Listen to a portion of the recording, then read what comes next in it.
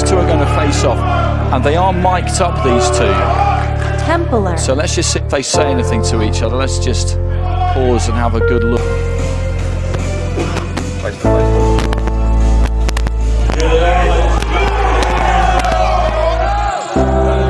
April 26th, live on DAZN Worldwide and Sky Sports box office in the UK and Ireland, Saturday, April 26th. It's Benn versus Eubank. The limit 160 pounds. The family feud goes on.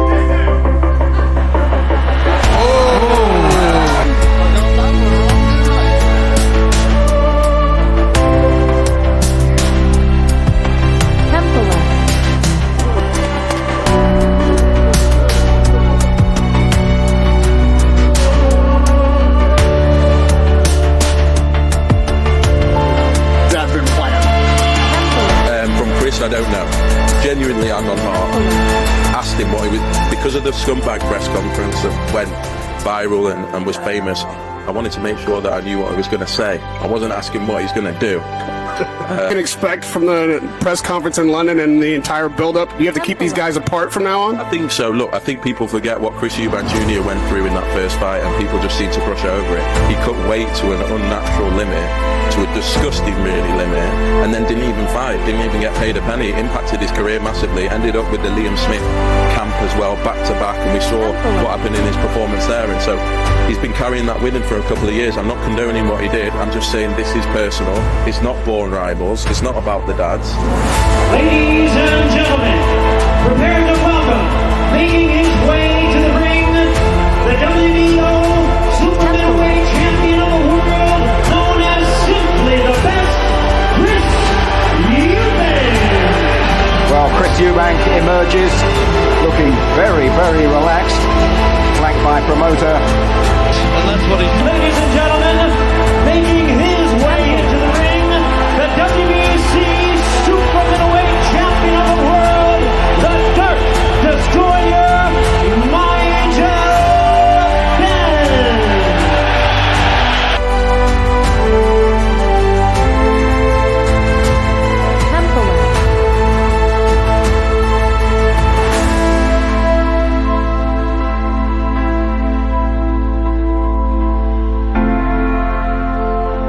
From a betting point of view, then.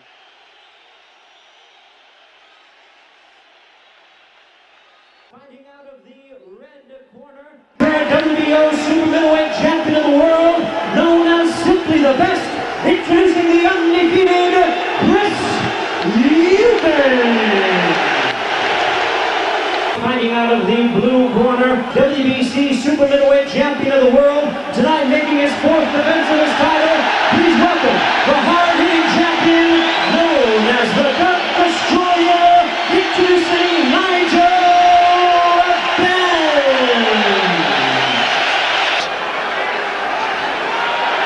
Well, there's the focusing, Jim, that you were talking about there.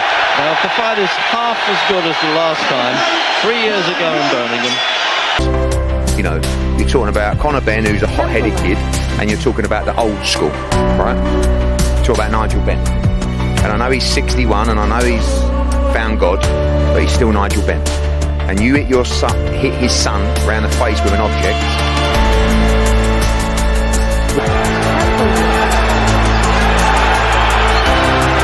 I think from the first meeting that Eubank is the one who's been doing most of the improving. I don't think Benn's really get any better at all.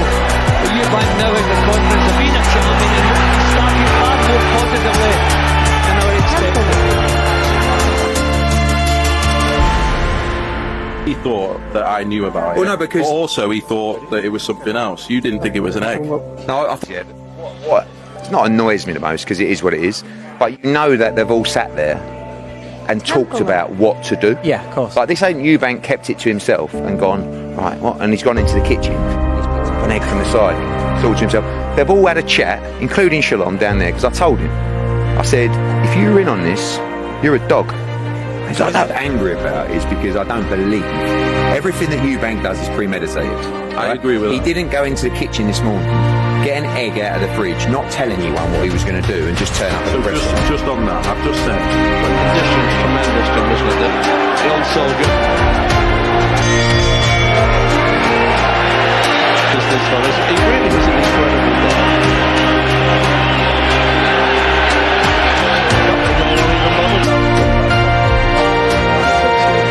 I said to him, tell me what you're going to say. I wasn't asking what he's going to do. He wouldn't tell me anything that he's going to say. Did I expect that? No. Should he have done it? No, probably not. But I don't think it's problem. I don't think it was bad as we first saw it. I mean, if anyone here sees Nigel Benn tonight, avoid him. Don't. Oh, you're a dumb boy. Don't approach him. Liberality, of course.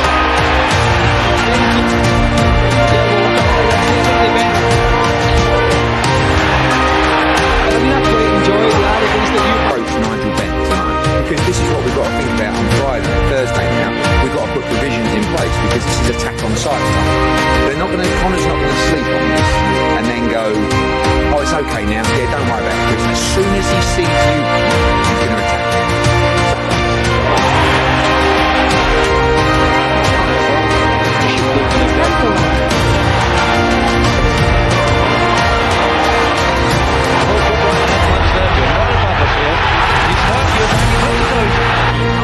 I said to him, because I'm still not convinced. I believe I said, if you knew about this, you're a dog.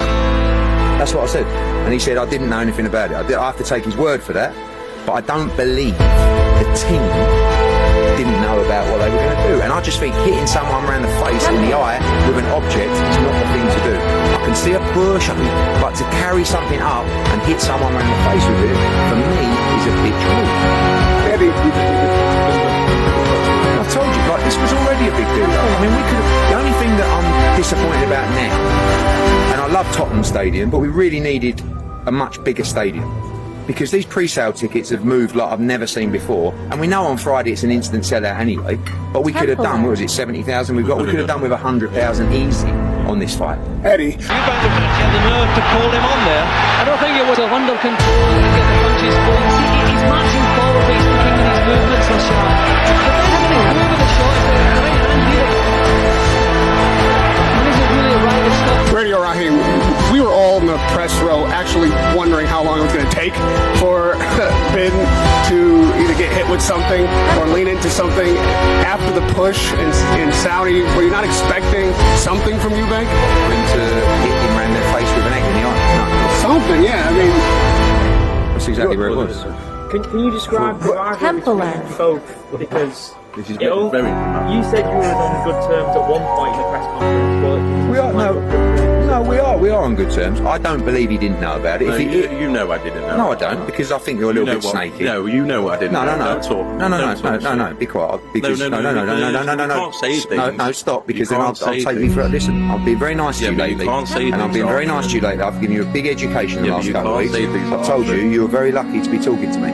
Right. Oh, now it's really livening up now, and it has to do that. Love to tear up Nigel Benn now, that suits him. He wants to draw Eubank into swapping punches with him. Yes.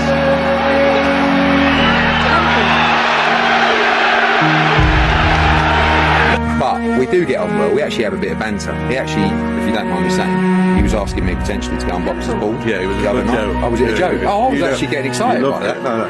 But the reality is it's can be can. So I don't have any emotion towards this man. I just think it was a bitch move.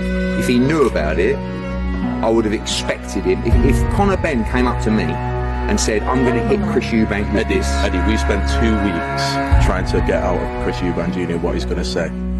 2 weeks. He wouldn't tell me. He wouldn't tell his girlfriend. He wouldn't tell his girlfriend. He wouldn't tell Napa. He wouldn't tell his best friend. Any repercussions?